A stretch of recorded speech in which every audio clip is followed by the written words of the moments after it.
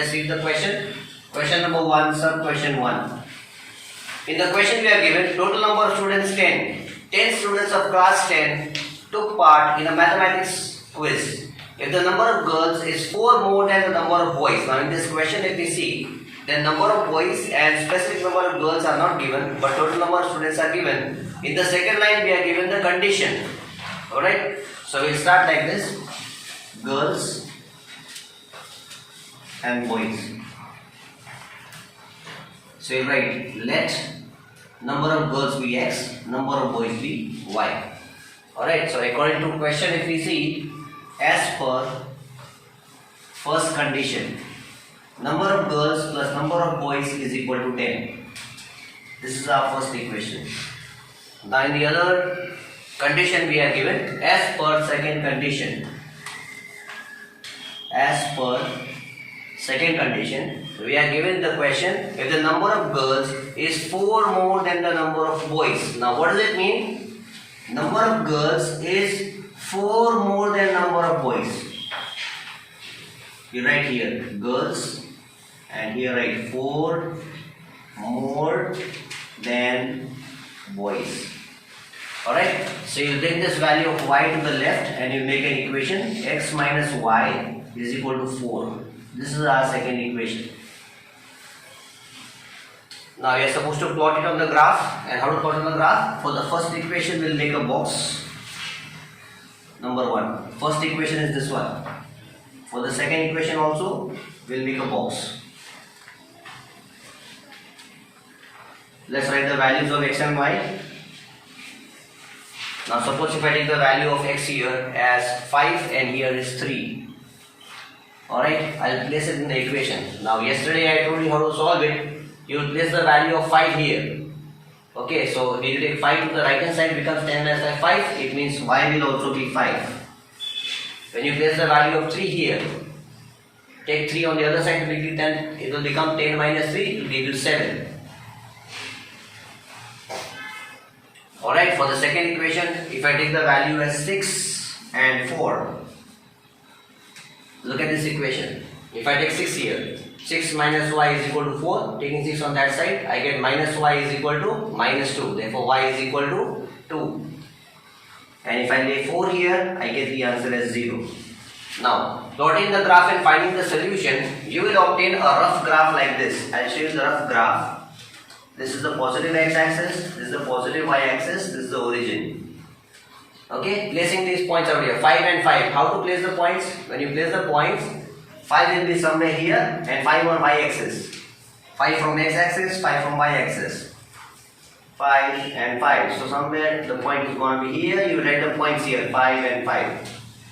Alright, so what are you going to find? You will find that your graph, the graph that you obtain, for the first line it will be like this. And for the second line, the graph will be like that. And the point where they meet will be the solution. The answer will be 7 and 2. Now the first answer 7 means the number of girls are 7 and the number of boys are 3.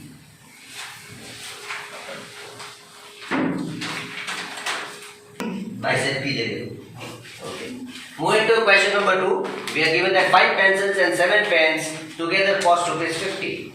Whereas 7 pencils and 5 pens together cost rupees 46. Now here we are given both the conditions, but before that we need to write the cost of 1 pencil and cost of 1 pen. We'll assume pens, right? Let cost of 1 pencil be rupees x, pen be rupees y. Now as for the first condition, it is given 5 pencils and 7 pens. So 5 pencils means 5 into the cost of 1 pen plus 7 pens is equal to the rate that is given to us is rupees 50. This is our first equation. As for second condition, we are given 7 pencils and 5 pens. 7 pencils means cost of 7 pencils, 7x plus cost of 5 pencils, 5y is equal to rupees 46. So these are the two equations that we obtained from the condition which is given in the question. Now we are supposed to plot them on the graph. For that we need points out here. Suppose if I keep 3 here, In place of x I keep 3, it becomes 15. Taking other side, you get 50 minus 15, 35. So y is equal to 35 upon 7. And you get the answer as 5. Suppose if I take 10. If I place 10 here, 10 5s are 50. Alright. So when I take 50 on the side, I get 50 minus 50, 0. So answer will be 0 here. In other table, suppose if I keep 3 here in place of x, so I get 7 is 21. 21 taken on the other side, I get 46 minus 21. That gives me 25, something like that, and divide by 5, I get the answer as 5. Suppose if I take the number as 8, I get 56 here. Alright. 56, when I take it to the other side, I get minus 56. When I subtract, I get minus 10. Divide by 5, I get the answer as minus 2. Plotting these values on the graph, you will get two lines like this. The first line and the second line. And the point common to both, I am just drawing them roughly. You can fare them out. Okay. You will find that you get the answer as the cost of one pencil is rupees 3 and the cost of one pen is rupees 5.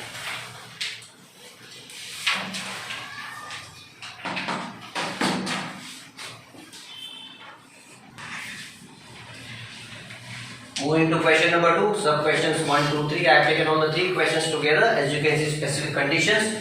When we compare the coefficients A1, A2, B1, B2, C1, C2 in all these equations, if we see any 3 of these conditions are applicable, then we'll write what kind of lines are these. They might be parallel, they might be coincident, or they might be intersecting. Looking at the first equation, comparing the coefficients A1 upon A2. So what you get here, see right here, we write here A1 upon A2 is equal to B1 upon B2 is equal to C1 upon C2. Now what is A1 here? Implies that 5 upon 7 is equal to, the value of B1 is minus 4 upon 6. You can cancel this. And third value is 8 upon minus 9. So what do we see here? We see that the fractions A1 upon A2 is not equal to B1 upon B2. It means that the lines are coincident. Sorry, the lines are intersecting. Now comparing the coefficients here, once again we write the ratio A1 upon A2 is equal to B1 upon B2 is equal to C1 upon C2. What is the value of A1? 9, A2 18, B1 3, B2 6, C1 12, C2 24. Cancel them. If you see, you get the answer as 1 by 2 in all the cases. 1 by 2, 1 by 2, 1 by 2. Alright. So what do we see? As the values of A1 by A2 is equal to B1 by B2 is equal to C1 by C2, we can say that the lines are coincident. You can see from here. Take the third one. Write the ratio once again. A1 by A2 is equal to B1 by B2 is equal to C1 by C2.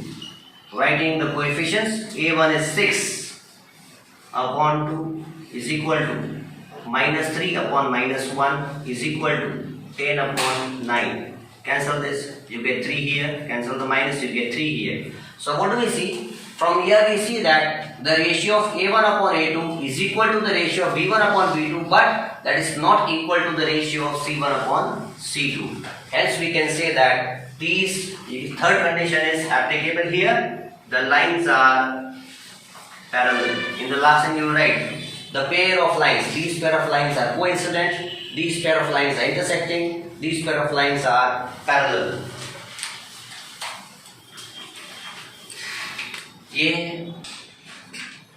Moving to question number 3, you can see 5 sub questions out here, and we have to find out whether these formation of lines that are given to us, either they are intersecting or consistent, coincident or consistent, and in parallel they are inconsistent. So comparing the ratios of these lines, let's take the first one. comparing the ratios. So we get A1 upon A2 implies that is equal to 2 upon minus 3 is equal to 5 upon 7. So we can see from the first and compare this with any of the three here. So what do we find? We see that these lines A1 upon A2 ratio is not equal to B1 upon B2. It means the lines are intersecting, and if it is intersecting, it means it is consistent. Checking the next ratio, 2 upon 4 is equal to minus 3 upon minus 6 is equal to 8 upon 9. You can cancel these two, 1 upon 2, 1 upon 2. So we see here A1 upon A2 is equal to B1 upon B2 is not equal to C1 upon C2 ratio. That is applicable here. So we can see that these lines are parallel, and if they are parallel, it means the lines are inconsistent. Let's take the third ratio. Look at this fraction here. Whenever you get a fraction, you write like this: A1 upon A2. Now this 9 will be multiplied here with this is equal to B1 upon B2 is equal to C1 upon C2. Can we cancel this? Yes. We get this 1 by 2. So you see, we get 1 upon 3 is equal to 1 upon minus 6 is equal to 1 upon 8. Alright, now we can see from the, we'll still solve it. We'll get it as 1 upon minus 6 is equal to 1 upon 2. So you can see the ratio of A1 upon A2 is not equal to B1 upon B2. It means these lines are intersecting. And once they are intersecting, it means the lines are consistent. We move into the fourth one. In the fourth one, we see comparing the ratios. We get implies that 5 upon minus 10, minus 3 upon 6, minus 22. Cancel it. Cancel this. Cancel this. So you will see you get minus 1 upon 2, minus 1 upon 2, minus 1 upon 2. So we see that all the three ratios, alright, they are applicable for this one. Coincident, you write here coincident, and as it is coincident, you write here consistent. Taking the fourth one, how to solve? Write A1 upon A2, that 2 will be multiplied with 3 here, plus 2 upon 3, is equal to 2 upon 3 is equal to 8 upon 12. Can we cancel? Yes, we can cancel them. 4 2s are 8, 4 3s are 12. So you can see all the ratios are equal. 2 upon 3 is equal to 2 upon 3 is equal to 2 upon 3. So what do we find here? We find that these lines have similarity with this condition out here. So it means all the lines are coincident. Okay, hence it is consistent.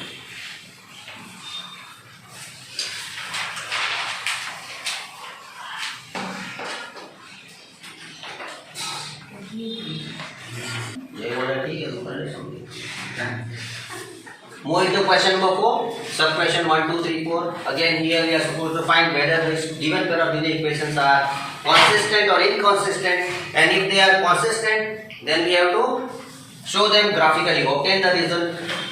Move into question number 4, exercise 3.2. We are given 4 sub questions out here. In the same question, we are supposed to find whether these pair of linear equations are consistent or inconsistent, and if they are consistent, then we will obtain the result graphically. That is the question. So let's compare the coefficients first. Here we have A1 upon A2 is equal to B1 upon B2 is equal to C1 upon C2. You can cancel this last value. So what do we see here? We see that this ratio is equivalent to this one. So from this we can say that the lines are coincident and the lines are consistent. And to obtain the equation, I am going to draw the box here for both the equation 1 and 2. Okay, you can place the values for x and get the answer for y, x, y, x and y. I may take any value out here. For the first equation, suppose if I keep the value as 0 and 1. So on solving, I get value of y as 5 and 4. Then you can lay it on the graph. Okay. And suppose if I take the value of here x as 5 and 3, then obviously the value of y will be 0 and 2. Let's move to the second question. Find the ratios of the coefficients. We get 1 upon 3 is equal to minus 1 upon minus 3 is equal to 8 upon 16. We can cancel this. If you see the ratio, a1 upon a2 is equal to b1 upon b2, but b1 upon b2 is not equal to c1 upon c2, it is 1 upon 2. So we see that this condition is applicable to this form here. So we can say that the lines are parallel and inconsistent. So it will not have any any solution like this, graphical solution. Let's take this one, third equation. Comparing the coefficient 2 upon 4, 1 upon minus 2, minus 6 upon minus 4. If you see, you can cancel. Okay, even here you can cancel 1 upon 2. So if we compare the ratios, you will see the ratios are 1 upon 2 is equal to 1 upon minus 2 is equal to minus 3 upon 3 upon 2. So a1 upon a2 is not equal to b1 upon b2. Here you can see this condition is similar to this one. So we see that the lines are intersecting, and as the lines are intersecting, they are consistent. Then we can have the ratios. We can obtain them graphically. Once the ratios are done, I'm going to draw two boxes. Take the value of x and y for both. Alright. For example, in the first equation, if I take the value as 0 and 1 for x, I get the answer as 6 and 4 for y. If I take the value of 1 and 2 here for x, so value of y will be 0 and 2. Going to the last sub question. Comparing the ratios of coefficients 2 upon 4 is equal to minus 2 upon 4 is equal to minus 2 upon minus 5. Cancel the minus minus. Here you get minus 1 upon 2. Here you get 1 upon 2.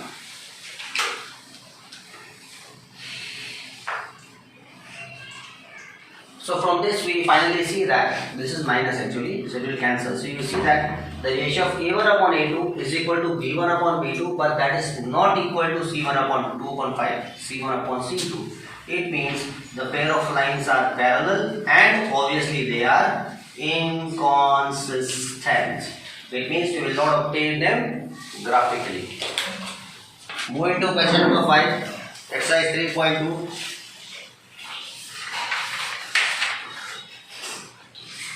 We are given that half the perimeter of rectangle garden whose length is 4 more than the width of the garden, the perimeter is given as half the perimeter 36. Let's draw the rectangle first. Let's assume the length be x and the width be y. Now as per the condition that we are given, as per condition, first condition, we are given that the length is 4 more than the width. So our first equation becomes, if we take this value here, you get x minus y is equal to 4. This is our first equation. As per second condition, it is given that half the perimeter, now the formula for perimeter is 2 into length plus breadth, and the value of this is 36. Cancel these two. So our second equation becomes x plus y is equal to 36. Now what are we supposed to do? We are supposed to represent this value of x and y, because we will find the value of x and y graphically.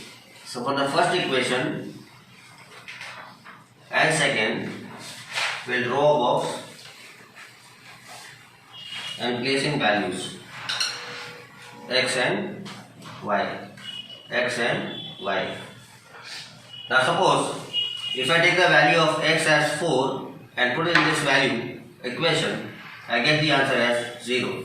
If I place the answer as value of x as 8, I get this answer as 4 by placing these values in this equation. For the second one, if I place the value as 36 in this equation, value of y will be 0. If I place the value of x as 0 here, I get the value of y as 36. And lastly, when you draw the graph, x positive and y, you will see the graph will be made like this. You will obtain two lines like that. And when you do that, then you will find that the value of x will be 120. Okay? And the value of y will be 16. These are the values of length and breadth. Sorry, it's going to be 20, not 120. 20 and 16. So the points obtained for the graph give you the measurement of the length and the breadth. Moving to question number 7, we are given two equations. The first equation is x plus y plus 1 is equal to 0. You can take one that side and rearrange it. This is our first equation. Second equation is 3x plus 2y minus 12 is equal to 0. Taking 12 that side, we get 2y is equal to 12. X. There is slight change here. Keep it minus. Even here is minus. Okay, now solving further. Let's place the values and then you have to obtain a triangle formed by the values. And write the coordinates of the triangle x and y. For this equation, suppose if I take two values, I take the value as 0. So I get the answer of y as 1. If I take the value of x as 1, I get the value of y as 2. Moving to the next one.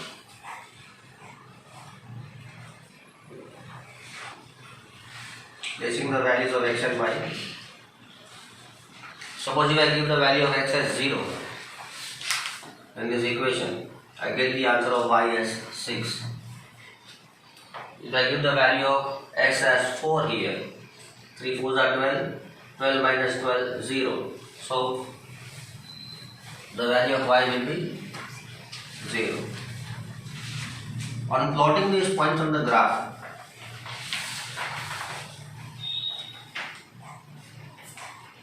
this is the origin. Oh. Now how to plot these points? See, the value of x is 0 and y is 1. It means there is no point on the x-axis. The y1 will be here. So these points will be 0 and 1. Now 1 and 2. So maybe 1 is here, 2 will be marked there. Second, 0 and 6. On x-axis the value is 0, so you don't have to mark anything here on x-axis. The value of y is 6. So the point will be plotted here. 4 and 0. Look at that value. The value of y is 0 means there will be nothing plotted on y-axis. The value of x will be 4.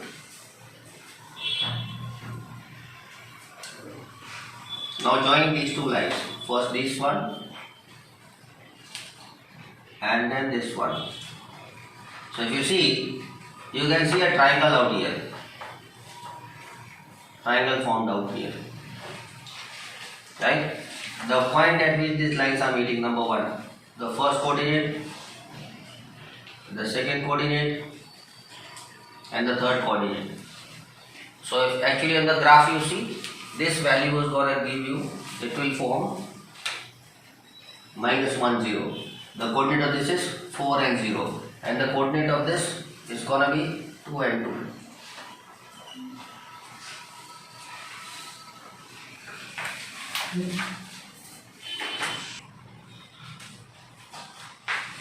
little bit of change here. It's gonna be 2 and 3. You can name it as A, B and C.